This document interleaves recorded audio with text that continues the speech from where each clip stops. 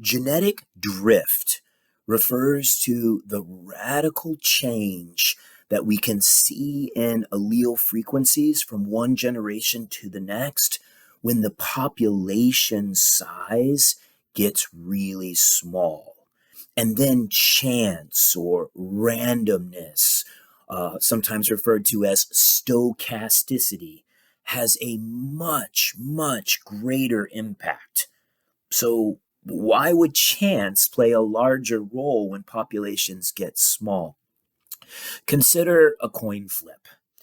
If I flip a quarter 10 times, it would not be that improbable to get an outcome of 7 heads and 3 tails.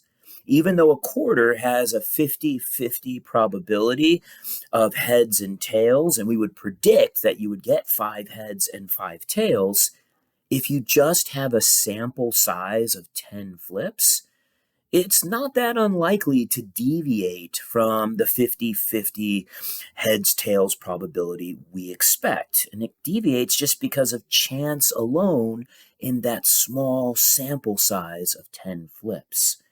But now, imagine that same quarter flipped 10,000 times. That would be a brutal lab. If I flipped a quarter 10,000 times and I got 7,000 heads and only 3,000 tails, then you would probably claim, and rightly so, that that coin is biased.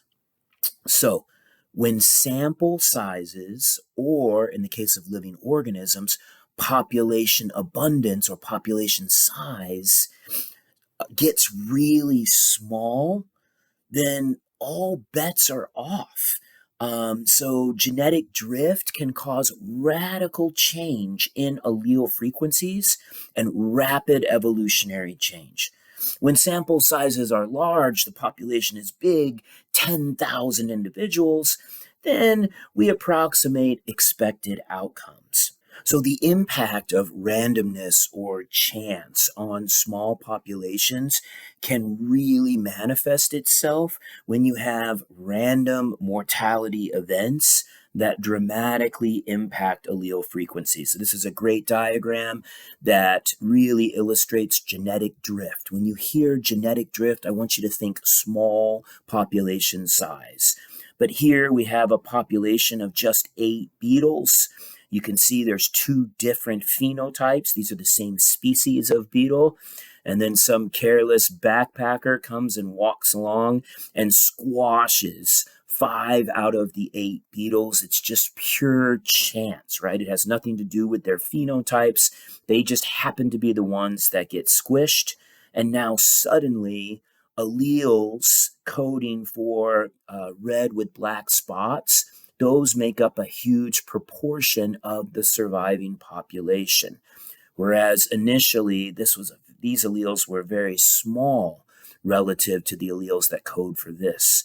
So you can see random mortality events can have a big impact on small populations, dramatically changing allele proportions. So there's even randomness of who and how many individuals are able to breed in a given year. And this randomness in breeding is going to play an outsized role when the population is small. So here in our first generation, we can see that big R and little r are both at 0.5. So the allele frequencies are even. 5 ducks happen to reproduce out of 10, these 5 right here. And then suddenly in our second intermediate population, the P and the Q have radically changed, right? So we're seeing a lot more big R's and a lot less little R's. There's just one remaining homozygous recessive, just one white duck. And then we have the randomness of who gets to breed in any given year. It happens to be just 2 ducks that reproduce this year. And our third generation, we see that little r, the allele, has disappeared from the population altogether as all of the ducks are now homozygous dominant. So here with 10 ducks and just 3 generations, we lose an entire allele. So, a really cool example of the detrimental effects of small population size is the case study of the Florida panther. So, the Florida panther shown here, it's a subspecies of mountain lion that's adapted to living in like cypress swamps in South Florida.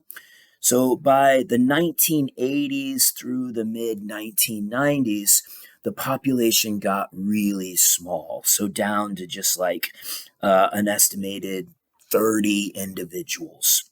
And this resulted in all kinds of inbreeding effects that occurs when the population gets really small. So you have these recessive deleterious alleles that end up manifesting themselves when closely related individuals breed together, known as inbreeding. So deleterious alleles included things like undescended testicles and heart defects. So the Florida panther was in trouble in the mid 1990s.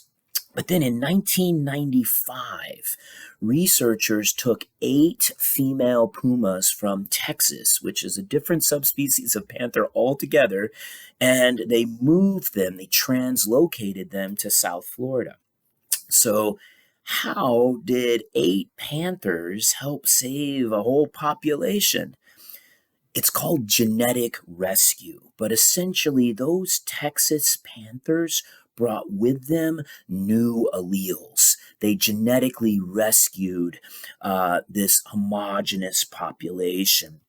And in doing so, those new alleles, they counteracted the negative side effects of the small population size. So reduced genetic variation and inbreeding. So the population, as you can see, has rebounded to some 300 cats, and so did the detrimental impacts of genetic drift. So this is an example of genetic drift, but it's also an example of gene flow. In this case, it was assisted gene flow. Biologists helped out, but next we're going to focus on the movement of genes and how that causes populations to evolve.